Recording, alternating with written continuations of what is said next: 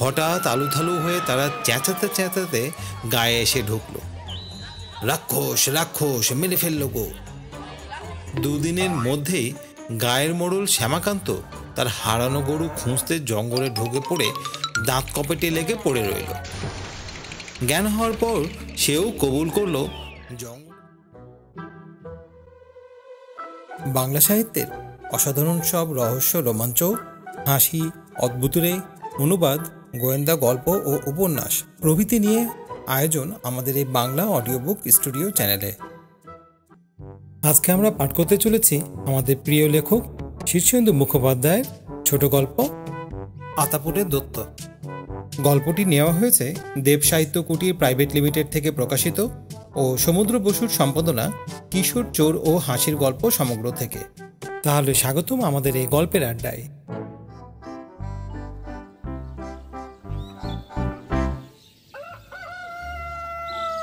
বিকেলে বেড়াতে বেরিয়ে আতাপুরের হরিসামন্ত কুটিবাড়ির জঙ্গলে সেদিন যাকে দেখলেন তাকে দেখার কথাই নয়, কারণ রাক্ষস খোক্ষস বা দৈত্য দানব দুনিয়াতে আছে বলে কেউ বিশ্বাস করে না।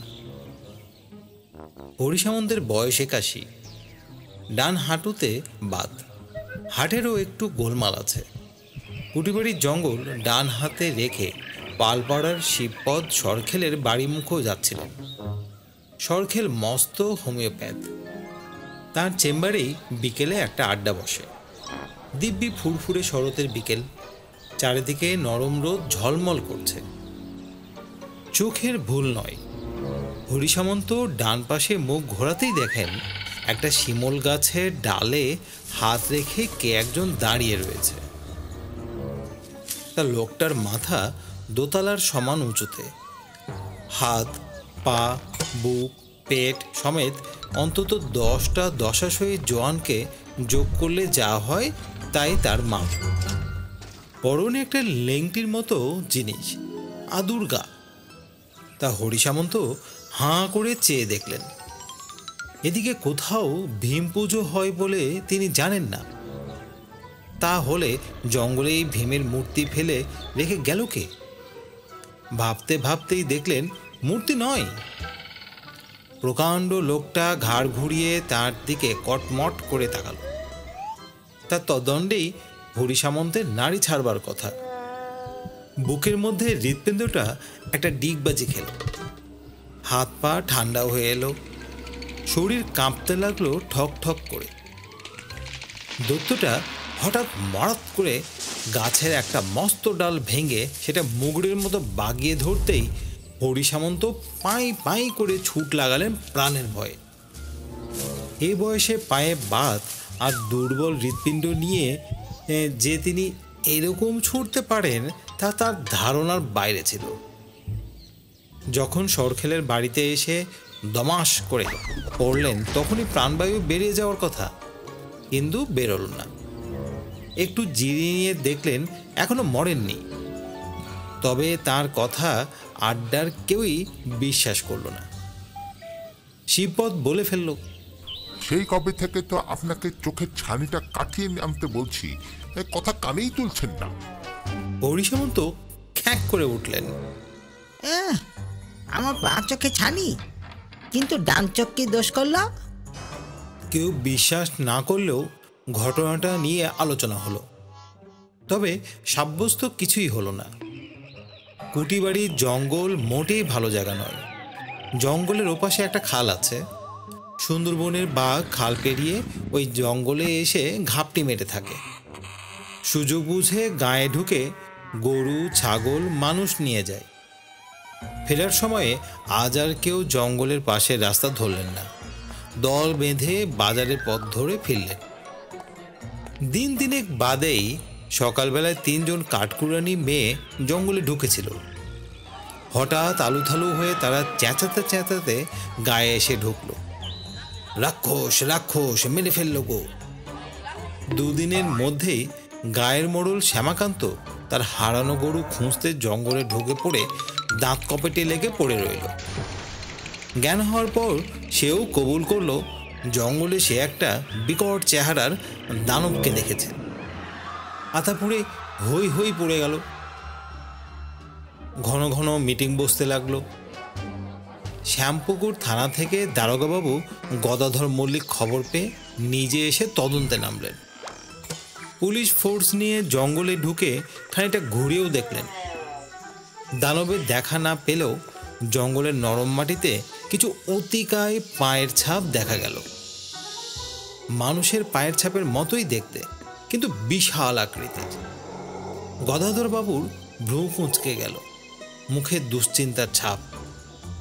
বললেন, কোনো লোক যদি রসিকতা করে এই কাণ্ড না করে থাকে, তবে বলতেই হবে যে ব্যাপারটা খুবই রহস্যময়।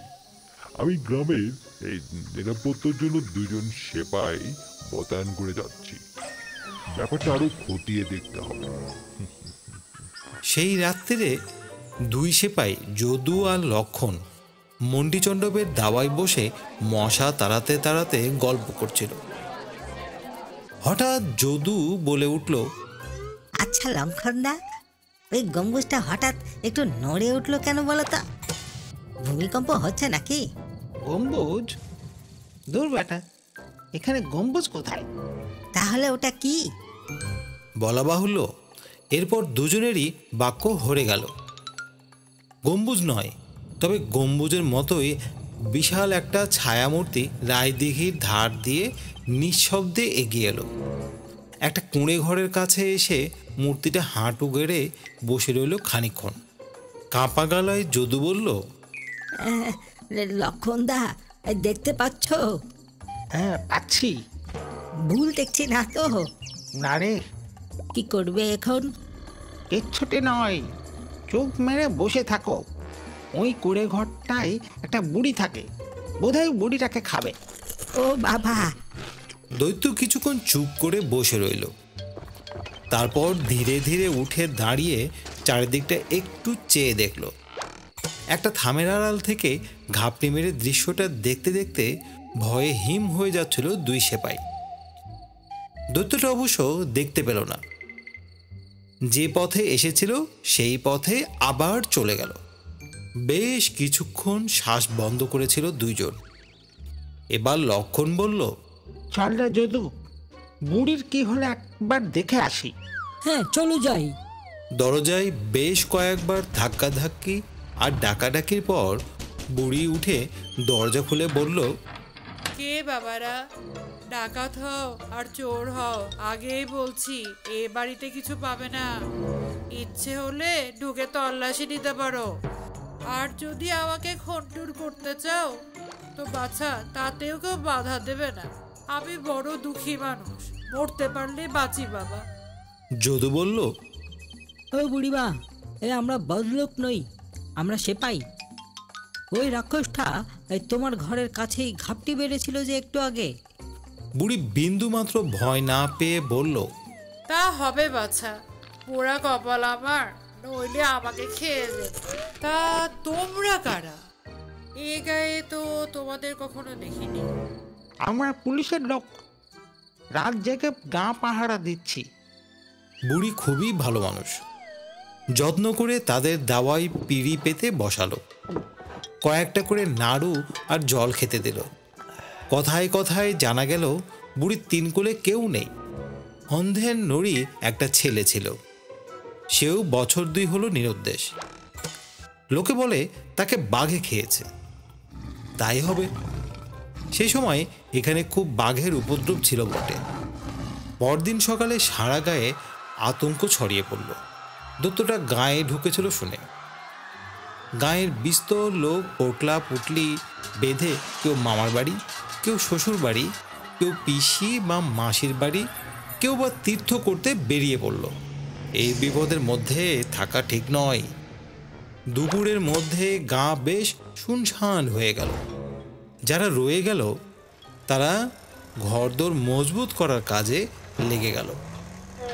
লাঠি, বল্লম, ছোড়া, কুড়ুল, বন্দুক, যার যা ছিল সব বের করলো।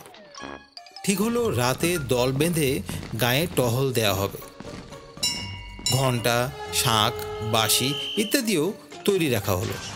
দৈত্যটাকে যে দেখবে সেই বাজিয়ে অন্য সবাইকে জানান দেবে। এরপর দিন কয়েক আর দানবটার কোনো পাত্তা পাওয়া গেল না। লোকজনের আতঙ্কটাও একটু চাপা পড়তে লাগলো।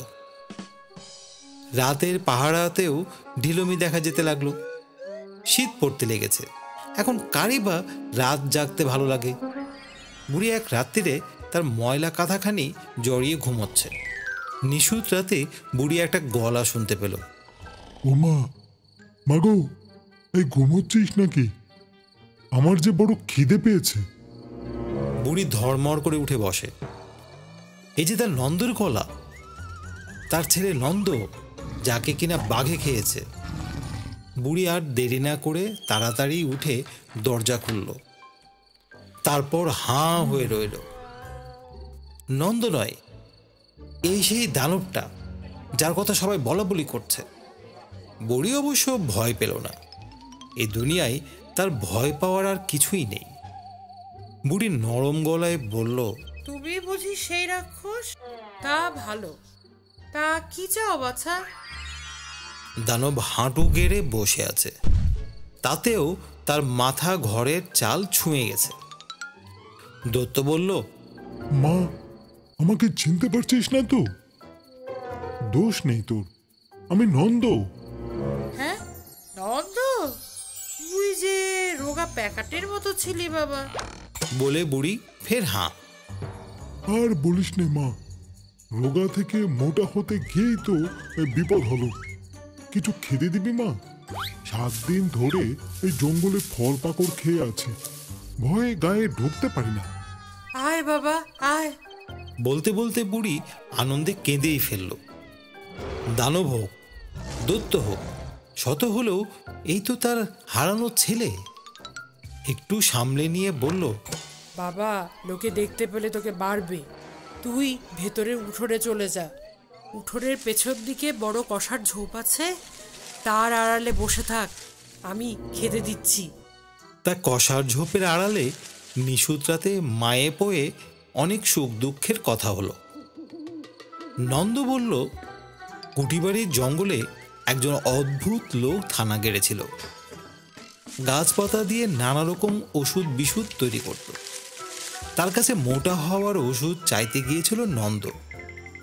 লোকটা তাকে কুটিবাড়ির আস্তানায় রেখে দিল আর রোজ ওষুধ খাওয়াতে লাগলো। ফলে ধীরে ধীরে আড়ে দীর্ঘে বাড়তে লাগলো নন্দ। বার যখন খুব বাড়াবাড়িতে গিয়ে দাঁড়িয়ে গেল, তখনই লোকটা একদিন দুপুরে জঙ্গলে শেকড় খুঁজতে গিয়ে বাঘের খপ্পরে পড়ল। 2 দিন বাদে তার আধ খাওয়া শরীরটা খালধারে দেখেছিল নন্দ। যতদিন লোকটা বেঁচে ছিল ততদিন একটা ভরসা ছিল তার। লোকটা কথা দিয়েছিল চিকিৎসা করে তাকে আবার স্বাভাবিক গঠনে ফিরিয়ে আনবে। তার চেষ্টাও করেছিল, আর হলো না। মাসখানেক আগে লোকটা মারা যাওয়ার পর নন্দ আর জঙ্গলে থাকতে ভরসা পাচ্ছে না। আজকাল তার মায়ের কথা খুব মনে পড়ে। বুড়ি ঘরে যা ছিল, পান্তা ভাত, নাড়ু, মোয়া, 1 হাঁড়ি গুড়, খানিকটা চাল ভাজা, এই সব নিয়ে ছেলেকে খেতে দিল। নন্দ বলল, আমার শরীরটা বড় বলে যেন ভাবিস নে যে আমি অনেক খাই। আমার পেটটা আগের মতোই আছে, তবে খোরাকটা একটু বেড়েছে। বুড়ির ছেলের পিঠে হাত বোলাতে বোলাতে অশ্রু বিসর্জন করতে লাগলো। বলল, গায়ের লোকেরা তোকে দেখে ভয় পাবে ঠিকই প্রথমটায়, কিন্তু আমি ওদের বুঝিয়ে বলবো ক্ষণ যে এ আমার নন্দ। নন্দ মাথা নেড়ে বলল, ও কাজ করিসনি, ওরা বিশ্বাস করবে না, তোকে ডাইনি বলে পুড়িয়ে মারবে। তাহলে উপায় একটা বের করতে হবে। দাঁড়া, ভেবে দেখি কি কুক্ষণে যে মোটা হওয়ার স্বাদ হয়েছিল। এইসব যখন কথা হচ্ছে, তখন হঠাৎ একটা টর্চের আলো এসে নন্দর মুখের ওপরে পড়ল, আর সঙ্গে সঙ্গে আর্তচিৎকার। তারপরেই সারা গায়ে কাঁসর, ঘণ্টা, শাঁখ, ঢোল, খোল সব বেজে উঠল, আর লোকজন সব তেড়ে এলো অস্ত্রশস্ত্র নিয়ে। নন্দ পালাতে গিয়েও পালালো না।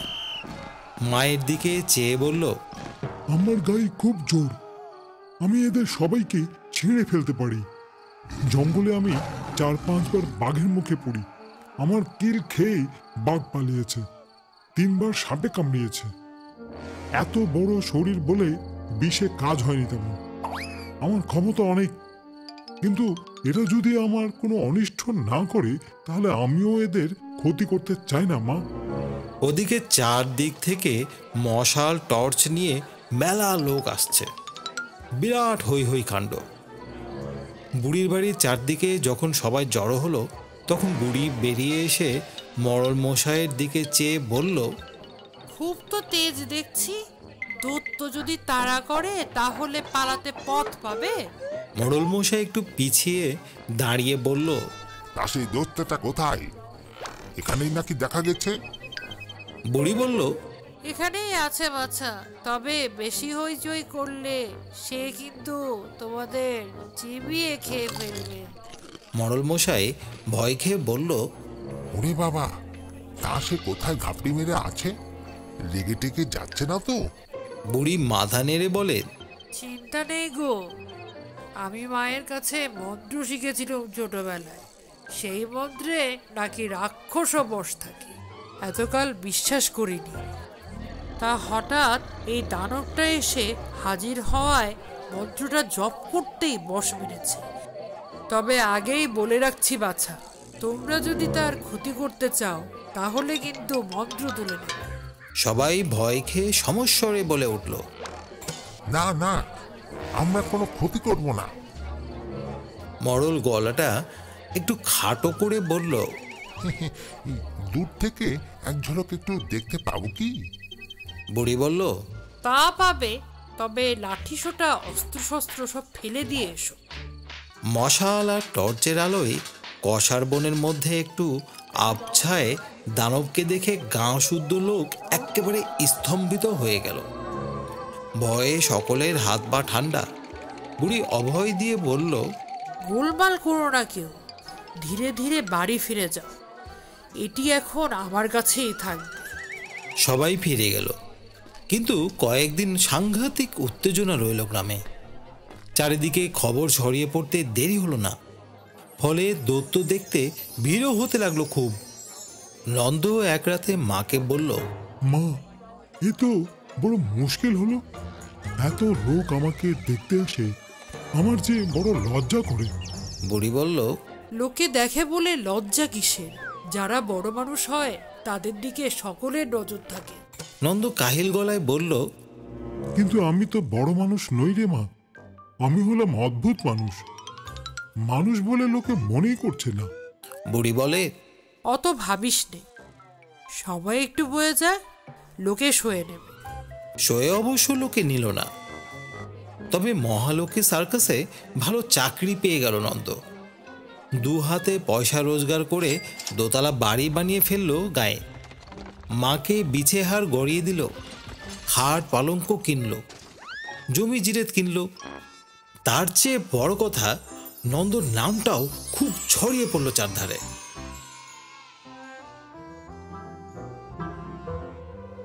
ধন্যবাদ আমাদের সাথে থাকার জন্য। আগামী শনিবার আমাদের আবার দেখা হবে আর একটি মজার গল্প নিয়ে। আর আমাদের চ্যানেলটি আপনাদের কাছে ভালো লেগে থাকলে চ্যানেলটি সাবস্ক্রাইব করে আমাদের সাথেই থাকবেন।